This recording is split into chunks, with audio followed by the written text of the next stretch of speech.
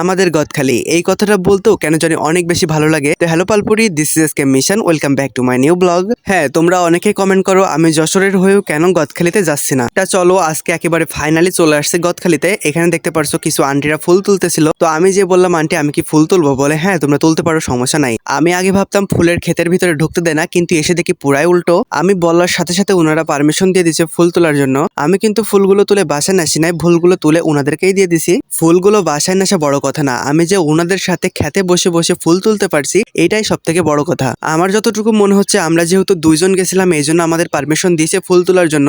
আপনারা যারা এক গাদা মানুষ একসাথে ক্ষেতের ভিতরে লাভার পারমিশন চান ওনাদেরকে দেয় না কেন জানেন? এতগুলো মানুষ যদি একসাথে ক্ষেতের ভিতরে লাভ হয় তাহলে ফুলগুলো নষ্ট হওয়ার সম্ভাবনা থাকে, এই জন্য ওনারা পারমিশন দিতে চায় না। এই জমিটাতে মোট 3টা আন্টি ফুল তুলতেছিল এবং 3টা আন্টি খুবই ভালো মানুষ ছিল। ওনারা আমার সাথে অনেক বেশি গল্প করতেছিল যে আমি কোথা থেকে আসছি, কি করতে আসছি। তো সে যাই হোক, আমি ফুল তুলে তুলে বালতির ভিতরে রাখতেছিলাম।